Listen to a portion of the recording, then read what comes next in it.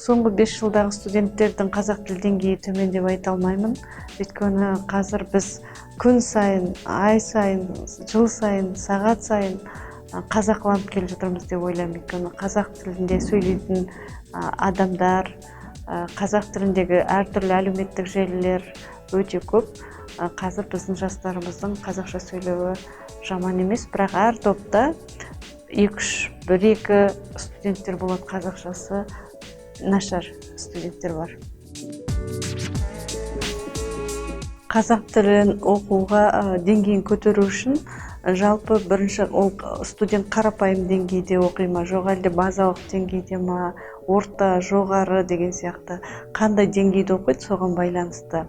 Ал егер өзіңіздің деңгейіңіз төмен болатын болса, мен айтар едім, алдымен шағын қысқа мәтіндерден, қысқа әңгімелерден бастаған дұрыс. Ал қазақ классика шығармаларының барлығын оқуға кеңес беремін. Әсіресе Бейімбет Майлиннің әңгімелері өте жақсы. Одан кейін шағын әңгімелер Сайын Мұратбековтың, Дулат Исабеков сияқты қазақтың атақты жазушыларының еңбектерін, туындыларын оқыған дұрыс деп санаймын. Егер қазақ тіл деңгейі өте төмен болатын болса, онда үлкен көлемдегі, тілі ауыр, енді ол классикалық шығарма ғой, тарихи роман, эпопея, оның тілі ауыр болады. Сондықтан оны оқушы, тілді үйренуші оқитын болса, өзін қазақ тілге деген керісінше жаңағы өзінің қызығушылығын жоғалтып алуы мүмкін. Өйткені тілді өте күрделі шығармаларды оқу, ол үйренушіге кері әсер етуі мүмкін. Сондықтан өзіне тілді үйренген кезде өзі білетін, өзіне ыңғайлы нәрсені бастап оқыған жақсы. Сол өзі білетін, өзі танитын сөздерді оқыған сайын үйренушіде сенімділік пайда болады. Өзіне деген, тілді үйренуге деген сенімділік пайда болады. Сол үшін өзіне жақын, тілі жеңіл, көлемі шағын шығармаларды оқыған дұрыс.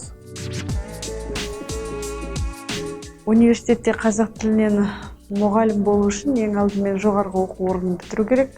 Жоғарғы оқу орнын бітіргеннен кейін қазіргі кезде магистратурада оқу керек, диссертация қорғау керек.